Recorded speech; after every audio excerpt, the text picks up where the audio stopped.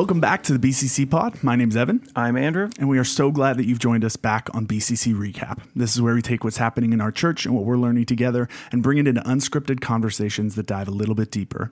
Whether you're tuning in on your drive, at the gym, or you're just relaxing at home, we're so glad that you're here. This week, we were back talking about grace and specifically talking a lot of John Wesley. Yeah. A lot of John Wesley quotes. I joked that this is basically just a rehash of his sermons. You got a week off. Yeah, imagine if we just got up there and just changed it into more modern English and just, this is my sermon for today. Like, that's it. Honestly, it probably could work. Especially you wouldn't even have to change it into modern day English because with the words that you use this week, nobody's surprised. Nobody's surprised that you said a word that we don't know. No, they'd all be like, okay, this is fine. Yeah. Our church does roll with that pretty good. Where they're really like, does. Yeah. Actually, I would be interested in knowing how many like Greek and non-common words you've used in your sermons. Actually, not even just used in your sermons, but have been focal points of your sermons over the past 8-9 years. Have not been side quests. No. They're like the main thing. Yeah. But you were talking about Wesley's kind of like three kinds of grace that he outlines. Do you want to talk a little bit about that? Sure. Yeah. So there's three different kinds of grace, or you might even say stages of grace. And the first one is called prevenient grace. And this is the idea that God's grace is just all around us all the time, that wherever God is, there is grace. And I think that idea, wherever God is, there is grace, is a really powerful one. And it reminds us to look for grace around us, to anticipate and even to expect it.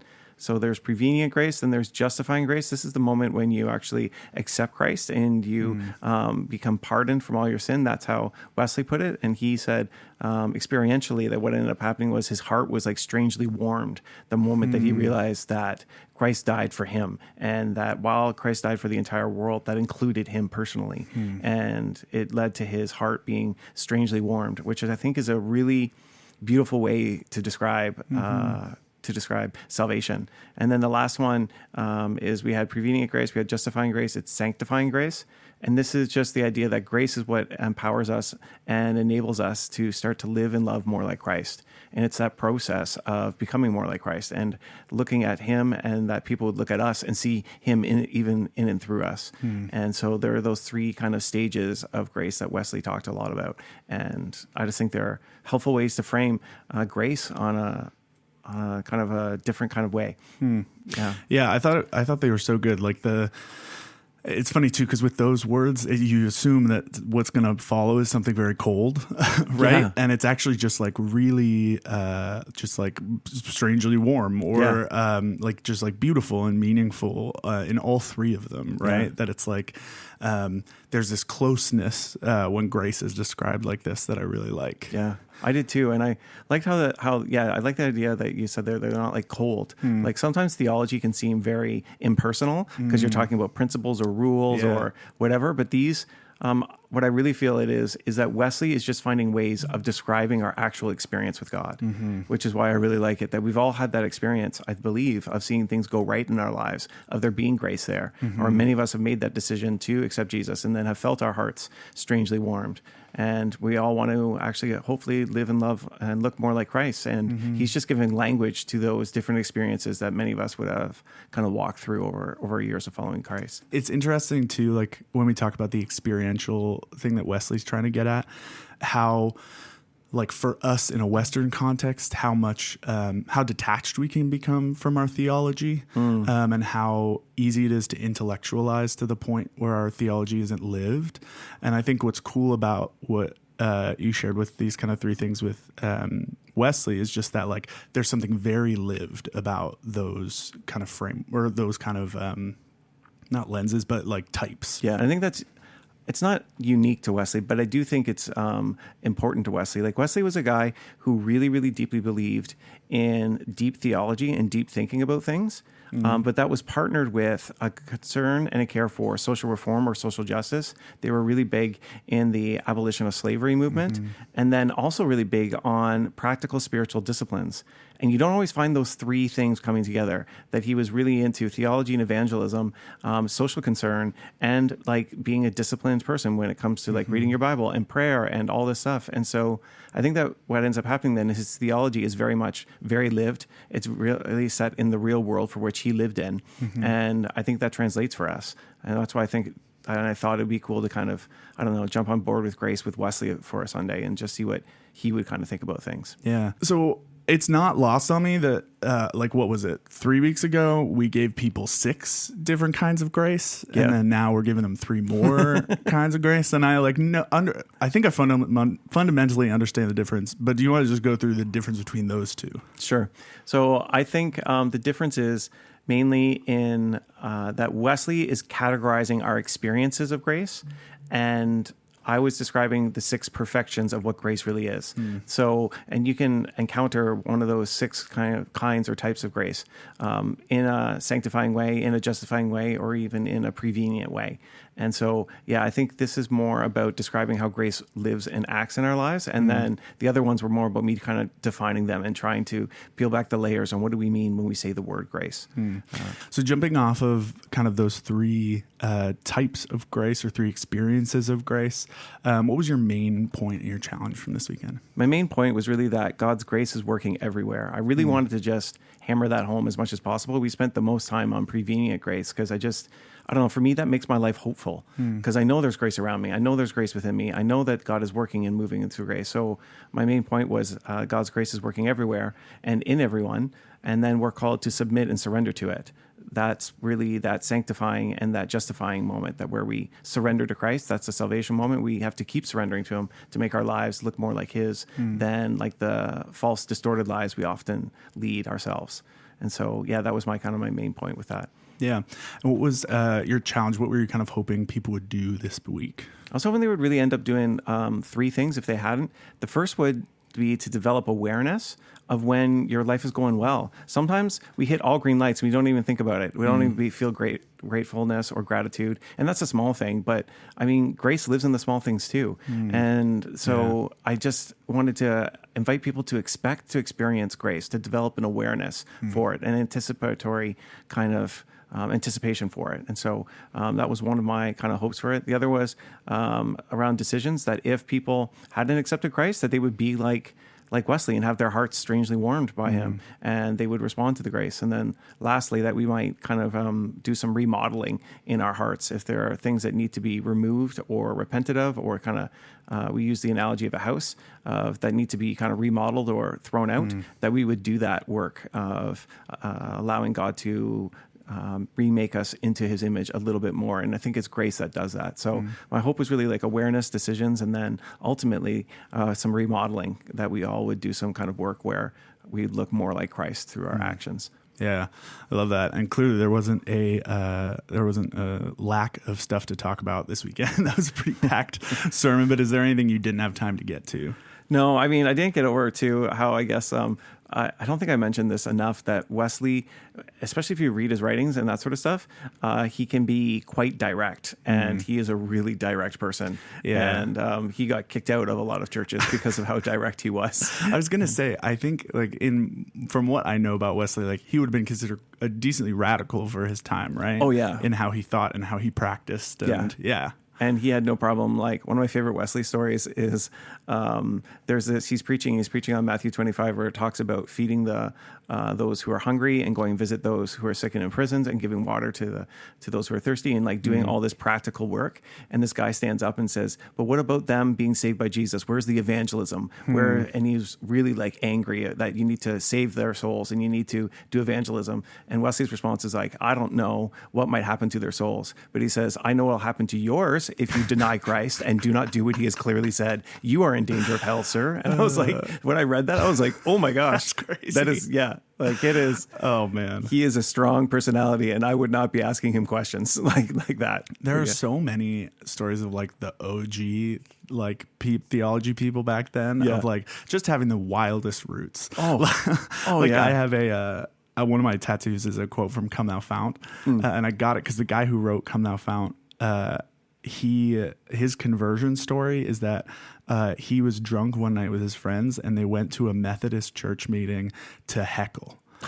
And he listened to the person speaking and gave his life to Christ that night. That is like, it's wild. just like so many stories like that where it's like, it's crazy. Or like the people that we, make statues of and that sort of thing, getting kicked out of churches. Yes. And it's wild. So that part was great. The other part, if you missed it in the first service, on the second service, I asked how many times Wesley has preached. I asked Krista this, and this is also, we didn't have time to get into the first service, and her response was 50 times, which I thought was the worst response. And so you can go back and listen to my heckling of her a little bit when we're talking about heckling in services. No, you preached 40,000, not 50. How many sermons do you think you preached? I thought about that for a while because I was like, oh, I usually do probably like 50 a year. Yeah, so there aren't a ton that you... Yeah, like, and especially too, if you include ones that like even not on Sunday mornings. Yeah. Right. So, and I've been doing it for 20 years. Wow. So, a lot of sermons I've preached. Yeah. You got a long way to go to catch up with Wesley. Yeah, there's no way I'm catching up with him.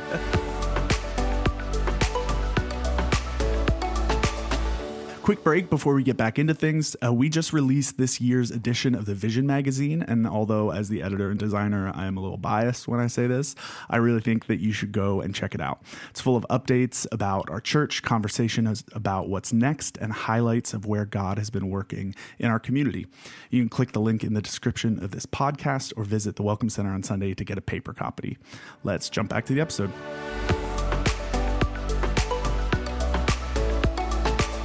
All right, so we got some questions for you. Great. The first came from our favorite longtime listener, Jim. Okay. And it's a long one. He, in the middle of it, kind of shares a little bit of his understanding of it, and he kind of asks if that sounds right. So sure.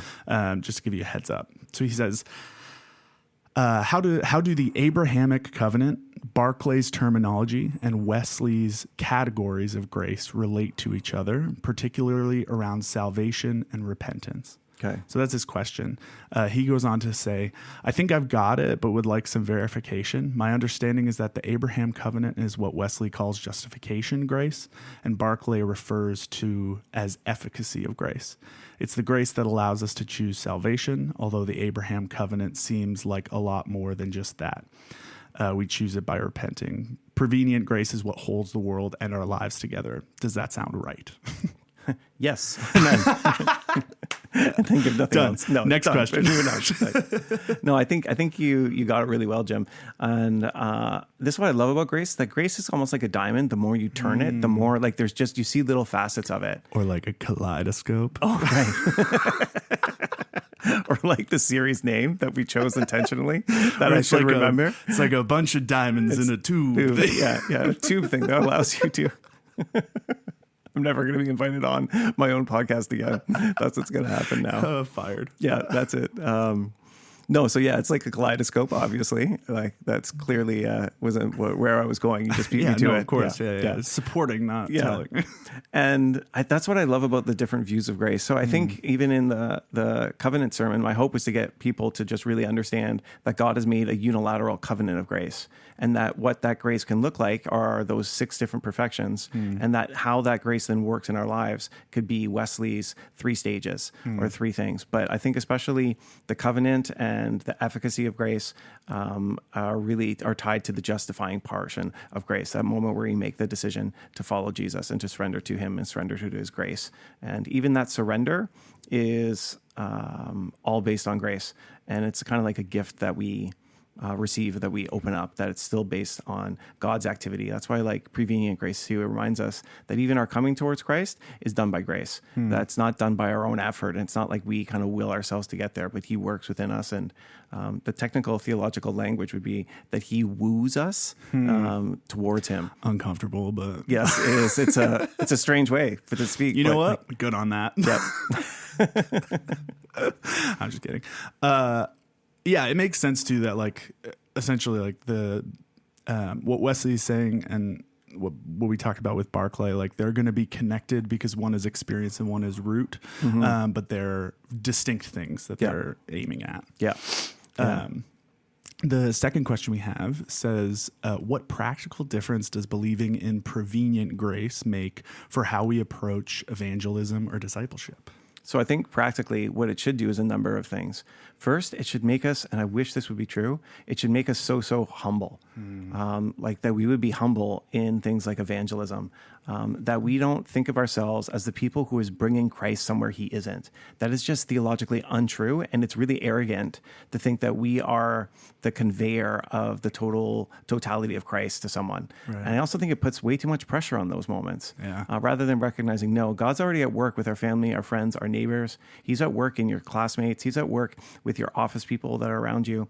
And our job then is to join in with what God is already doing. And I think prevenient grace is about us developing an awareness or the eyesight to kind of see him moving, and then we join with him. So, yeah, I definitely think it has a practical impact on evangelism. I think then too, for discipleship, it's that we are still empowered by grace, and that still continues. And it allows us to be kind to ourselves because it's not all based on us, but it also reminds us then to be constantly looking towards Christ, who is the one who gives us grace, so that we can boldly come to his throne, as it says in Hebrews, through grace, and to live in love and look more like Jesus, which is the ultimate goal of discipleship, is to look like him. I think too about on the evangelism side of things, as you were talking, like it's almost the idea, prevenient grace almost makes the idea that it's like, you don't drive the car and you also didn't start at the beginning destination. Yeah. You're just getting on, Yeah. right? You're Yeah. just getting in. And that it's like, it didn't start with you, it won't end with you. And you're not going where it goes. You're just joining. Yeah. Yeah. You're just joining what God is already doing. Yeah. And you're saying yes to his yes that's already out there. Yeah. And yeah, I just think I think it's really practical, actually, that idea of prevenient grace. It's really, and biblical and scriptural and all of that, but it's really personal. Yeah. We should get that on a t-shirt. Yes to his yes. Yeah. Yeah. The next question I have says, is a quote from Martin Luther. It says, Martin Luther called justification the article by which the church stands or falls. Do you think that's still true today? So here's my gut reaction. My gut reaction is I would want to say the article in which the church stands or falls is Christ, perhaps not justification, but I also don't want to disagree with Martin Luther because I just think that Martin Luther is like, he's brilliant, he's great, and I want to see the concept or the context. I was going to say, this is a pretty pulled out quote. Like, okay. Because it might make more sense in context, but to say that yeah, I wouldn't want it to be, if he's meaning there Christ's atoning work, then I would be like on board with it. If it's more meaning our personal justification, where it's more human centered, I'd want to make sure that it would be God centered and God's action centered. So I'd want to make sure that, yeah, the church stands or falls on Christ alone, and he is the one who does that and moves us forward. But that's my gut reaction to it. Even with incomplete information, I think that's still a great answer. Our last question for today says, how does sanctifying grace differ from moral effort? Where's the line between cooperating or joining with grace and trying to earn transformation? So I think the line is in earning, not effort.